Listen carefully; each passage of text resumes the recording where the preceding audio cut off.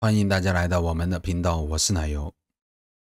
我们前几期视频分享了 Docker Compose UI 的搭建，那个管理面板还是非常实用的，对于经常使用 Docker 的小伙伴还是值得了解的。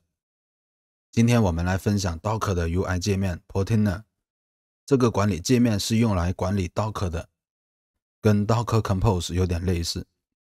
今天我们把它融合起来玩，小伙伴可以跟着来了解一下，后续再遇到 Docker 相关的，我们就可以把它用起来。这样不仅看起来比较直观，用起来也会简单很多。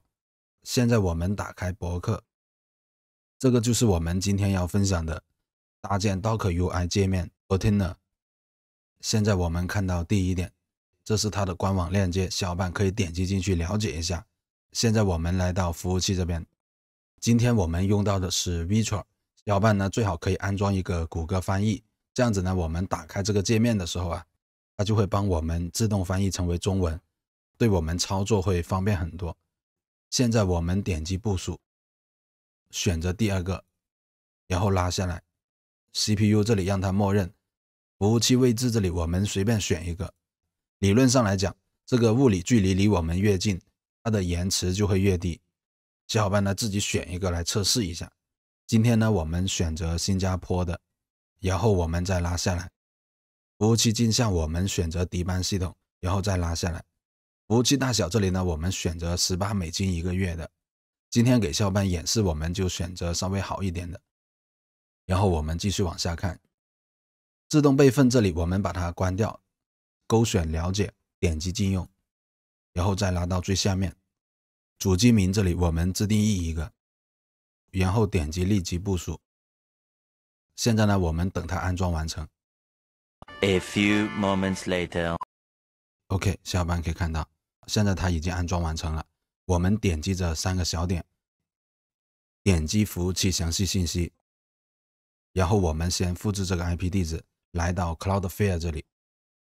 如果小伙伴不知道 Cloudflare 怎么玩的话，你可以看一下我们视频右上角这一个视频，这个我们都有详细的跟小伙伴分享过的。现在我们点击这个域名，然后点击 DNS， 点击添加记录，名称这里我们输入一个星号，就是解析所有的域名，然后我们把服务器的 IP 地址粘贴到这里，把代理状态关掉，点击保存。现在我们再回到服务器这里，打开 Final Shell。 如果小伙伴没有 Final Shell 的话，你可以直接去搜索这一个英文，然后根据自己的系统来下载安装就可以了，这个还是比较简单的。现在我们点击这个蓝色的文件夹图标，点击第一个加号，点击 SSH 连接，名称这里我们可以自定义，主机这里就把这个服务器 IP 地址粘贴过来，方法选择密码，用户名是 ROOT， 然后密码就把这个密码复制过来，粘贴到这里，点击确定。现在我们双击打开它，点击接受并保存。现在我们就连接到服务器了。接下来我们回到博客，现在呢我们来关闭防火墙，点击复制，然后把它粘贴过来，右键粘贴回车。现在我们已经把它关掉了。接下来我们更新一下系统，点击复制，然后把它粘贴过来，回车。更新完成之后呢，我们现在来安装 Docker， 点击复制，然后把它粘贴过来，回车。现在我们稍等一下。OK， 现在 Docker 已经安装完成了。接下来我们看到第5点，搭建 Docker Compose 管理面板。我们先创建它的存储目录，点击复制，粘贴过来，回车。然后我们进入到这个目录，点击复制，把它粘贴过来，回车。现在我们已经进入到这个目录了，然后我们下载它的配置文件，点击复制，把它粘贴过来，回车。我们继续往下看。现在我们来启动一下这个服务，点击复制，然后把它粘贴过来，回车。现在它已经启动完成了。接下来我们打开这个管理面板，我们回到文件这里刷新一下，这个是它的配置文件，我们双击打开它，这个是它的端口，我们现在把它关掉，复制这个 IP 地址，新打开一个页面，把把它粘贴过来，然后输入英文的冒号，我们把这个端口输入进来，回车。现在我们就打开这个 Docker Compose 管理界面了。我们现在创建一个用户和密码，这里小伙伴自己设置一个就可以了。点击创建，登录上来之后呢，我们点击 Compose， 然后呢，我们回到博客，我们先安装这个 Portainer 项目，点击复制，然后回到管理面板这里，替换到这里，然后我们设置一个名称，这里复制过来就可以了，粘贴到这里，然后点击保存。现在我们点击启动，我们现在等它启动完成。OK， 现在它已经启动完成了。我们再回到博客，接下来我们安装 NGS 的管理面板，点击复制，然后回到管理面板这里，点击 Compose， 然后把命令替换到这里，然后再设置一个名称，然后点击保存，然后我们再点击启动。现在我们等它启动完成。OK， 现在它已经启动完成了，这两个我们都已经搭建好了。现在呢，我们分别打开这两个管理面板。我们先打开 Portainer 的管理面板，这个是它的端口。我们把 IP 复制过来，点击复制，然后新打开一个页面，把它粘贴过来，然后输入英文的冒号，再输入9000，回车。这个就是 Portainer 的管理面板。然后我们设置一个管理员密码，点击创建。我们接下来把它翻译成为中文，我们直接点击开始使用，点击这里进去。点击进来之后呢，我们就可以去拉取这个 Docker 镜像了。这个等一下我们再来演示。我们现在呢，先打开这个 NGS 的管理面板，新打开一个页面，然后把这个 IP 地址复制过来，粘贴到这里，然后输入一个英文的冒号，输入81，回车。现在这个 NGS 的管理面板我们就打开了。我们回到博客，把它的账号密码复制过来，就是这一个。然后再把它的密码复制过来，点击登录，然后这里我们重新设置一个邮箱，这里我们随便选一个，点击保存，然后我们再设置一个密码，我们先把这个旧的密码复制过来，粘贴到这里，然后呢再设置一个新的密码，点击保存。现在呢我们点击到仪表，点击代理主机，现在我们给这3个面板都做一个反向代理，点击添加代理主机。域名这里我们自定义就可以了，因为我们刚刚解析了它全部的域名。点击添加，主机名这里就把这个 IP 地址复制过来，就这一个粘贴过来。现在我们先解析 Docker Compose 的管理面板，就是这一个。那它的端口是哪一个呢？端口是5001，我们把它输入进来，然后我们再点击到 SSL 协议证书这里点开，选择新的证书，然后把下面这个打开，打开我同意，点击保存。OK， 这个已经做了反向代理了。我们现在呢，再把这个 Portainer 的管理面板做一个反向代理，点击添加代理主机。域名这里我们自定义一个，点击添加，然后再把服务器的 IP 粘贴过来。端口是哪一个呢？我们回到 Portainer 的管理面板，小伙伴可以看到9000，我们把它输入进来。然后我们再点击到 SSL 协议证书这里点开，选择新的证书，然后把前面3个打开，再打开我同意，点击保存。